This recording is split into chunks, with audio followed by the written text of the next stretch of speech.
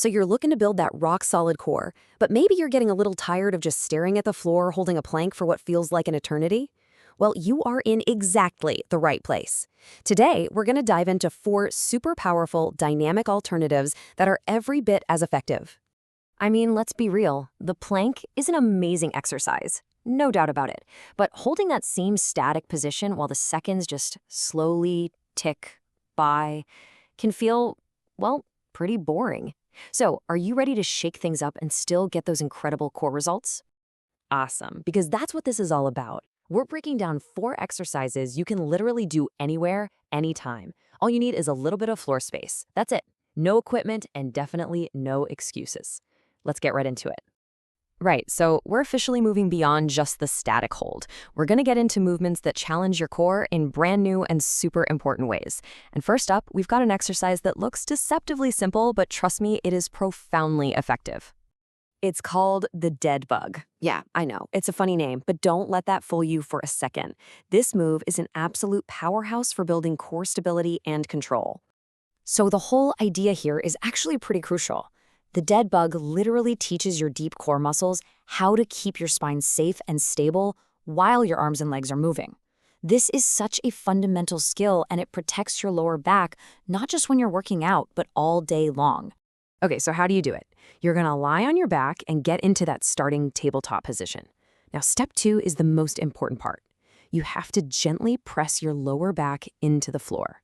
You want to feel that connection the entire time, especially as you slowly, and I mean slowly, lower your opposite arm and leg. Don't rush this. Your target here is about 8 to 12 really controlled reps on each side. And hey, if you feel your lower back starting to arch up off the floor, that just means you've gone a little too far. Just dial back the range of motion and really focus on keeping that core braced. And this really sums up the theme for all of these exercises we're talking about today. It's not about how fast you can go, it's all about control and intention. Let's build on that with our next move. All right, next up, we've got an absolute classic, and for good reason, the bicycle crunch. But we're going to focus on doing it the right way so you can really get the most out of it. So if the dead bug was all about preventing motion, the bicycle crunch is all about creating controlled motion. This move brings together rotation and flexion, and it just lights up so many parts of your core at once, especially your obliques. You know, those muscles on the sides of your waist?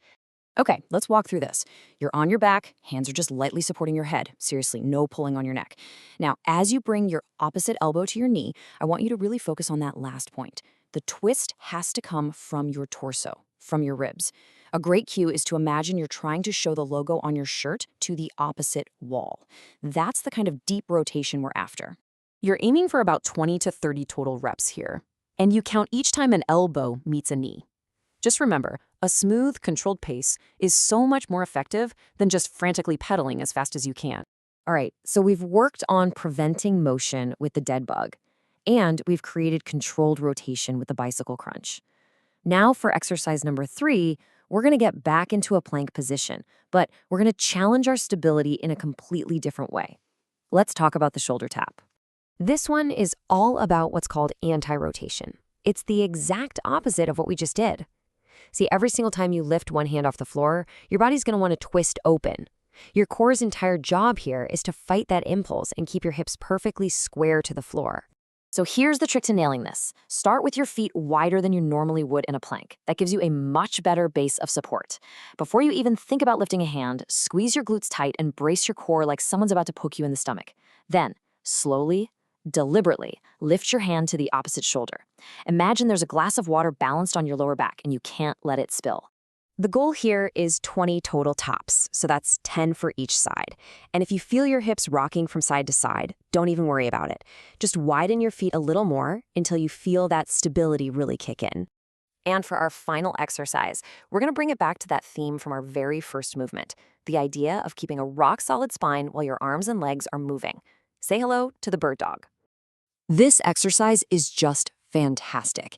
It's super low impact, but it's an incredible challenge for your coordination and your balance. It trains your body to extend your limbs way out, all while keeping your spine long and stable. That's a surprisingly tough task, and it pays off big time for your posture and your overall strength. Okay, so you're set up on all fours. As you extend your opposite arm and leg, I want you to think about reaching them as far away from each other as you can, like you're trying to create one long straight line from your fingertips all the way to your heel. The real challenge is to do this with almost zero wobble in your torso.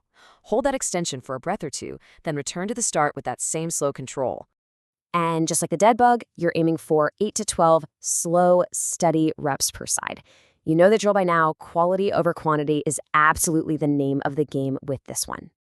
And there you have it. 4 simple but incredibly powerful exercises that, when you put them together, create a really complete and well-rounded core routine. I want you to think of these as your brand new core toolkit. So what's the big takeaway here? With these 4 moves, you're not just working your six-pack muscles. You are strengthening those deep, stabilizing muscles, you're improving your coordination, and you are actively protecting your spine from injury. And, maybe the best part of all, you can do this entire routine absolutely anywhere you want. So now you have the tools. You've got the playbook to build a stronger, more resilient core that goes way, way beyond just holding a basic plank. So the only question left is, which one are you going to try first?